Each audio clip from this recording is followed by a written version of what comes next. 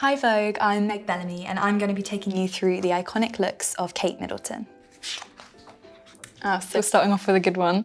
This is the fashion show look that Kate Middleton wore at university. It was for charity. Supposedly it was a skirt and she kind of pulled it up last minute to make a bit more of a statement. That just says a lot about Kate in terms of going after what she wants and feeling confident in what she wears. Creating the look was really interesting. We had a few fittings for it and there was lots of like layering of different mesh and it was very intricate and really fun. And then on the actual day, the energy was amazing. We had like Kylie Minogue blasting on the speakers and the crowds were cheering. And honestly, it was just amazing to wear this kind of dress that I grew up knowing about. So this was a fun one and I think she looks amazing. So this next look is at Buckingham Palace while she was still at university. I don't know what she's sitting on, that looks very impressive. Maybe a stool. She's wearing a kind of tweed skirt, an overcoat, very cool. And these boots, they feel familiar in terms of wearing them in the show, kind of like a horsey country bumpkin type look that I think was quite prevalent in Kate's group growing up in the countryside at the time. And it's a look we kind of are inspired by in the show. I think I wear kind of similar tweed skirt and everything. And that was really great in terms of stepping into that more country lifestyle. Kate studied art history at university and in terms of her physicality, working with our movement coach Polly Bennett was another really fascinating aspect of the research. It's tricky because there's not a lot of footage. There's no footage of how she speaks. There's definitely not a lot of footage of how she walks and moves in the era that I play her, in her university years. So I kind of did a lot of studying her now and watching how she walks, how she interacts with different people and how that differentiates based off of who she's speaking to, and then kind of trying to de-royalify her. So I incorporated that. There'd be little things like always holding her bag over her shoulder and holding it on her right shoulder, just very specific things that whenever I had a bag, I was like, great, I get to do that. So this look is at a charity polo match and William and Harry are also in attendance and it's kind of, she's just left university. People know about her now in terms of the general public and the press and people are starting to kind of really have conversations about her. And I think it's lovely because this, to me, is a very distinctive younger Kate Middleton look, the low-rise jeans, the vest and the cardigan. It's something that we really are inspired by in the show. And I quite like that, she's still keeping her own fashion sense and her own style within the kind of the press frenzy, I suppose. Our director, Maya El-Touki, had the great and very useful idea. After we'd had a fitting, we could take home an outfit that really felt kind of quintessentially our character. So I took home a similar outfit to this. I think it was similar kind of low-rise jeans, some heels, just to kind of walk around the house when you're practicing lines, when you're practicing the voice, just to feel her much more. It really helps everything come together. But it was really interesting wearing things like this because it's very alien for me.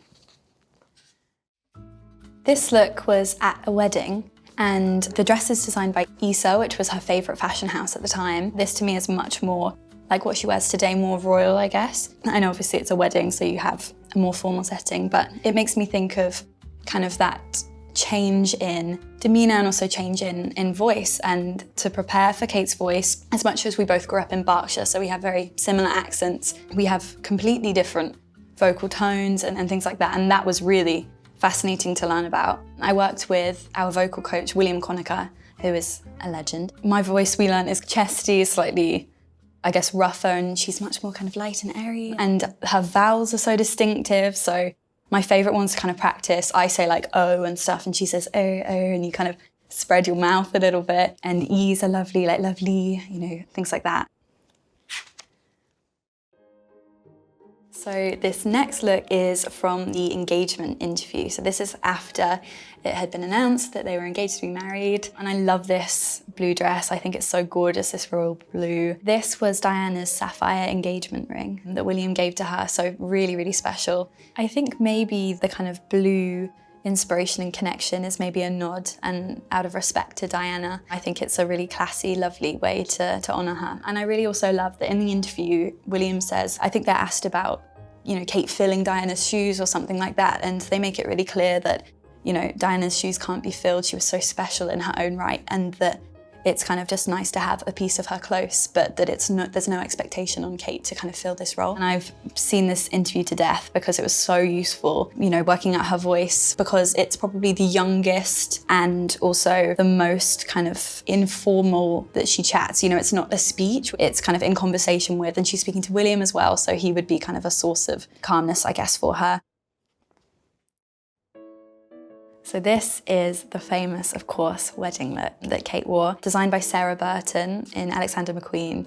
And I just love this look so much. This dress is so beautiful. It's inspired sort of by Grace Kelly. The flowers are kind of a nod to Britain. And she also wore a Cartier kind of halo tiara that she received from the Queen, which I think just really symbolises her, you know, acceptance and being welcomed into the royal family officially. It's just so beautiful and a lovely kind of commemoration of her. And I remember this, my mum actually had a royal wedding party because she was very excited. And I was quite young at the time and with friends, so we were kind of in the garden, like having cake and weren't that bothered. But I remember being like, tell me when they kiss, tell me when they're on the balcony. And that was very exciting. But there was a nice moment where, and I was kind of sat on the stairs and I'd caught a glimpse of her saying her vows. And I remember just watching her and being completely awestruck with her, like we all were. And just thinking that just how incredible and surreal that situation must have been, you know, the millions and millions and millions of people that are watching her, and just really kind of feeling for her. I think we all connected to her in a way. So this look is her first kind of meeting with the public with Prince George, her first child. There's a lovely realness to the dress that she chose, in the sense that it's a short, kind of flowy, summery dress, and she's not hiding her body. There's no, of course, nothing to be ashamed of. And I know that pregnancy was really tough for her and she had so much morning sickness and everything. So I just think it shows the strong leader that she is and just how kind of stoic she can be in such vulnerable and tricky times. So this is the dress she wore for the 2021 No Time to Die James Bond premiere, a gold dress inspired by Goldfinger.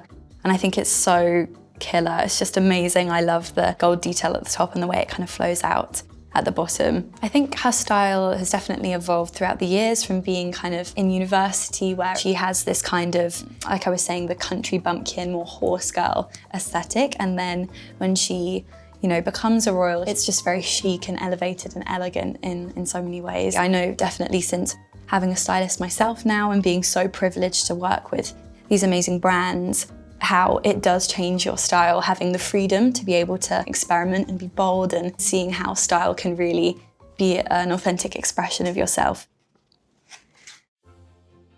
This look was for the state banquet. It's beautiful, very regal. The dress is designed by Jenny Peckham, and she's also wearing Queen Mary's Lover's Knot tiara. I think it was the first tiara she wore in about 3 years, and it was also a favourite of Princess Diana's. It's just cool to know the history about it. I think it's like a century old.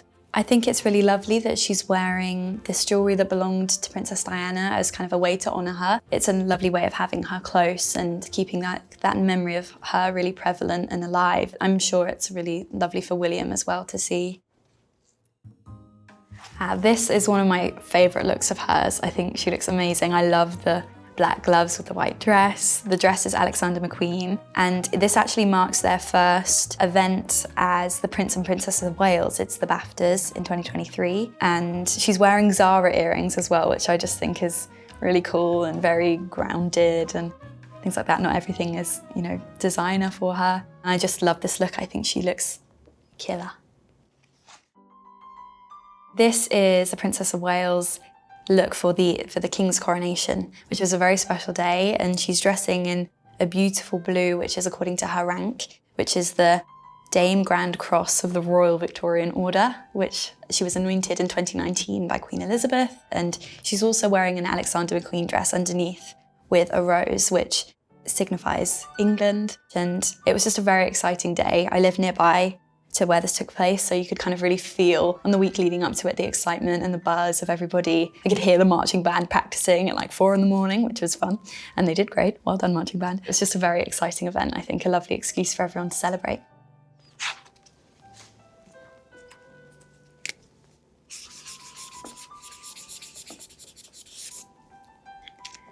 Thank you so much for having me, Vogue. It's been such a pleasure to look through the life of looks of the Princess of Wales.